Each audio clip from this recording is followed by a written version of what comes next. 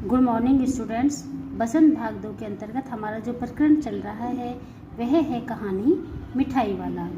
बच्चों, इससे पहले की वीडियो में हमने पढ़ा कि सबसे पहले एक खिलौने वाला खिलौने बेचने के लिए आता है, लेकिन कुछ समय के पश्चात उसका आना बंद हो जाता है और एक मुरली वाला मुरली बेचने के लिए आना शुरू कर देता है। अब विजय बाबू मुरली वाले से मुरली खरीदने के लिए जाते हैं। इतना हमने पहले की वीडियो में पढ़ा था। आइए इससे आगे पढ़ते हैं। विजय बाबू बोले, अच्छा मुझे ज़्यादा वक्त नहीं, जल्दी से 2 ठो निकाल दो। 2 ठो यानी कि 2 मुरली दे दो। 2 मुरलियाँ लेकर विजय बाबू फिर मकान के भीतर पहुंच गए। मुरली वाला देर तक उन बच्चों के झुंड में मुरलियाँ बेचता रहा। उसके पास कई रंग की मुरलियाँ थी। बच्चे जो रंग पसंद करते मुरली वाला उसी रंग की मुरली निकाल देता। यह बड़ी अच्छी मुरली है, तुम यही ले लो बाबू। राजा बाबू तुम्हारे लायक तो बस यह है। हाँ भैया, तुमको वही देंगे, ये लो। तुमको वैसी ना चाहिए? यह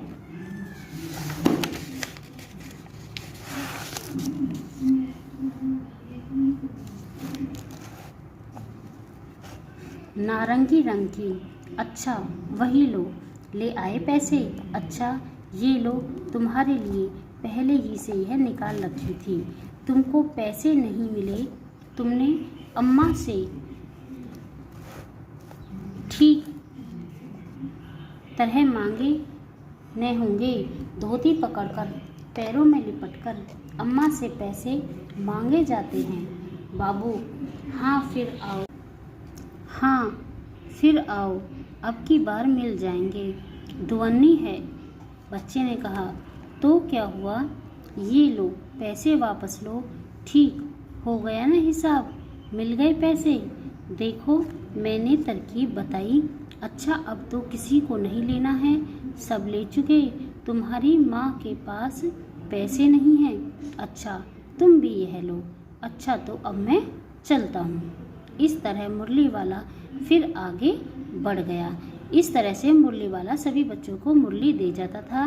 चाहे किसी के पास कम पैसे होते थे उसे भी दे देता था, अगर किसी के पास पैसे भी नहीं होते थे तो उसे भी मुरली दे देता था। आज अपने मकान में बैठी हुई रोहिणी मुरली वाले की सारी बातें सुनती रही। आज भी उसने अनुभव किया, बच्चों के साथ इतने प्यार से बातें करने वाला फेरी वाला पहले कभी नहीं आया। फिर वह सौदा भी कैसा सस्ता बेचता है। भला आदमी जान पड़ता है। समय की बात है, जो बेचारा इस तरह मारा मारा फिर रहा है। पेट जो न कराए सो।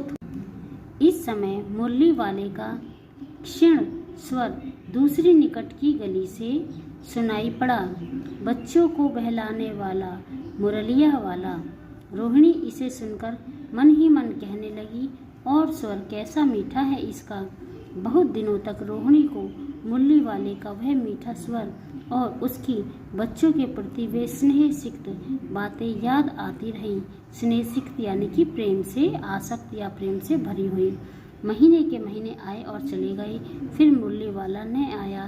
धीरे धीरे उसकी स्मृति भी क्षीण हो गई, यानी कि उसकी याद भी कम हो गई थी।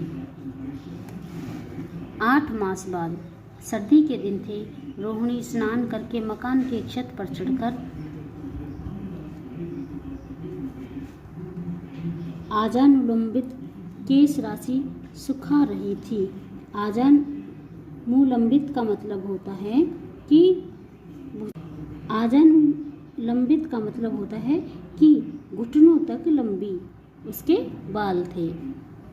इस समय नीचे की गली में सुनाई पड़ा, बच्चों को बहलाने वाला मिठाई वाला।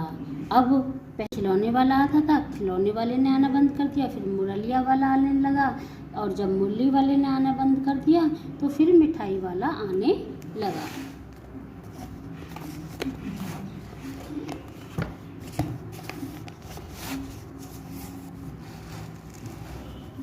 मिठाई वाले का स्वर उसके लिए परिचित था।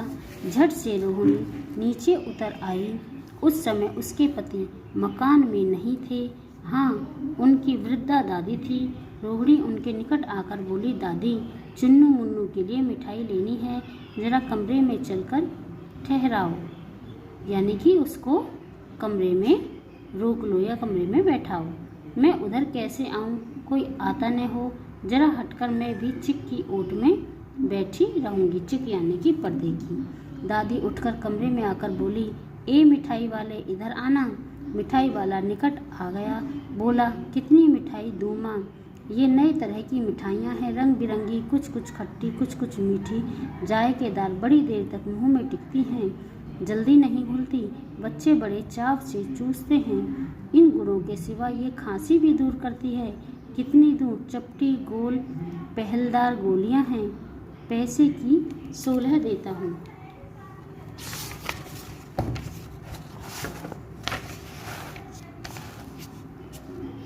दादी बोली, 16 तो बहुत कम होती हैं, भला 25 तो देते। मिठाई वाला, नहीं दादी, अधिक नहीं दे सकता, इतना भी देता हूँ। यह अब मैं तुम्हें क्या, खैर मैं अधिक न दे सकूँगा। रोहिणी दादी के पास ही थी। बोली, दादी फिर भी काफ़ी सस्ता दे रहा है, 4 पैसे की ले लो, यह पैसे रहे। मिठाई वाला मिठाइयाँ गिनने लगा। 2 4 की दे दो, तो 4 की दे दो। अच्छा 25 नहीं, सही 20 ही दो।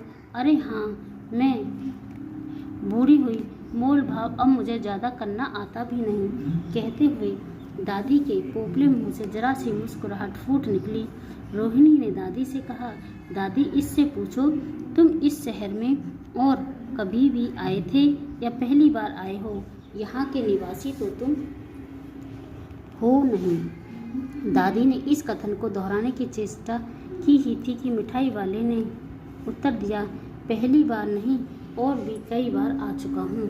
रोहिणी चिक की आड़ ही से बोली, पहले यही मिठाई बेचते हुए आए या और कोई चीज़ लेकर?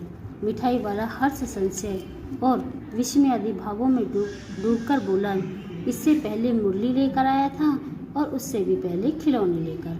रोहिणी का अनुमान ठीक निकला। अब तो वह उससे और भी कुछ बहुत पूछने के लिए अस्थिर हो उठी। वह बोली, इन व्यवसायों में भला तुम्हें क्या मिलता होगा?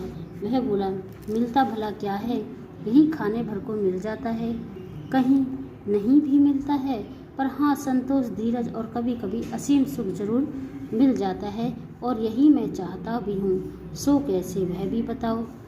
अब व्यर्थ उन बातों की चर्चा क्यों करूं, उन्हें आप जाने ही दें। उन बातों को सुनकर आपको दुख ही होगा। जब इतना बताया है तब और भी बता दो, मैं बहुत उत्सुक हूँ, तुम्हारा हर्जा न होगा, मिठाई मैं और भी ले लूँगी।